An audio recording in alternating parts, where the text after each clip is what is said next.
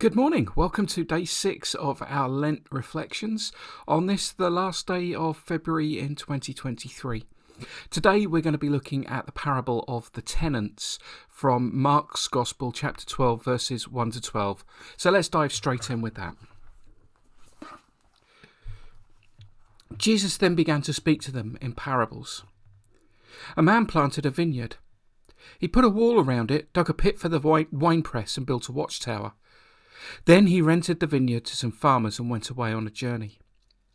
At harvest time, he sent a servant to the tenants to collect from them some of the fruit of the vineyard. But they seized him, beat him, and sent him away empty-handed. Then he sent another servant to them. They struck this man on the head and treated him shamefully. He sent still another, and that one they killed. He sent many others. Some of them they beat, others they killed. He had one left to send, a son whom he loved. He sent him last of all, saying, "They will respect my son." But the tenants said to one another, "This is the heir. Come, let's kill him, and the inheritance will be ours." So they took him and killed him and threw him out of the vineyard. What then was the owner of the vineyard to do? He will come and kill those tenants and give the vineyard to others. Haven't you read the scripture? The stone the builders rejected has become the capstone. The Lord has done this, and it is marvellous in our eyes. Then they looked for a way to arrest him, because they knew he had spoken the parable against them. But they were afraid of the crowd, so they left him and went away. Amen. May God bless to us this reading from his holy word. This is one of the clearer parables of Jesus. The owner of the vineyard is the Father, is God's.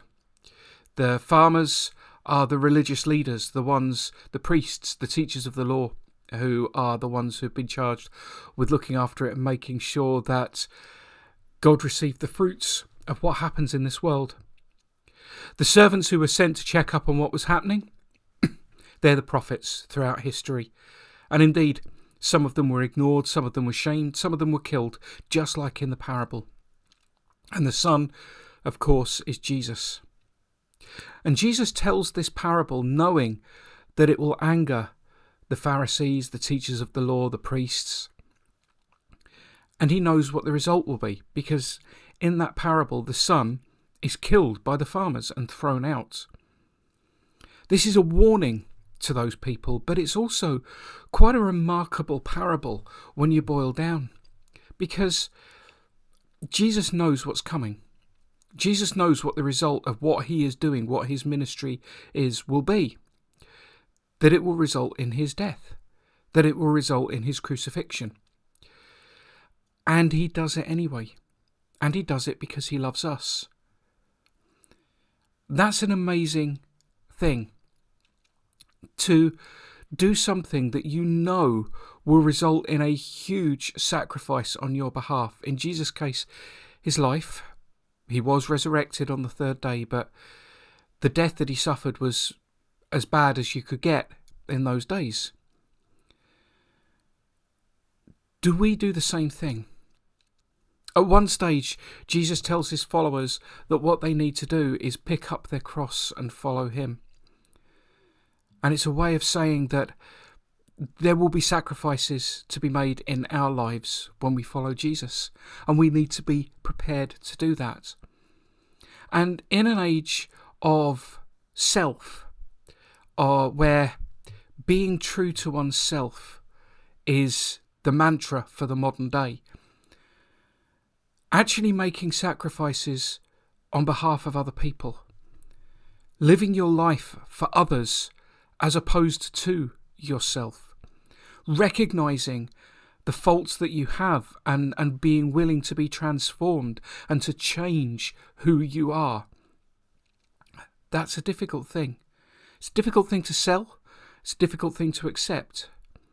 But that is what he asks of us. But he hasn't asked anything that he hasn't done himself, because he knew that sacrifice was coming, and he took it willingly.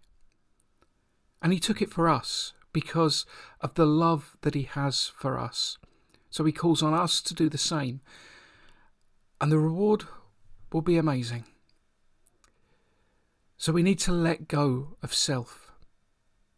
We need to start looking at the sacrifices that we are being called to make in our own lives. The dreams and aspirations we're being told to let go of. The character traits that are actually negative and destructive. The beliefs and the values that we hold to that might be wrong. And we are being asked to let go, to trust him, to follow him, and to live our lives in love and in service of him and of other people. That's what the life of faith in Jesus is about. A sacrificial life of service, following his example.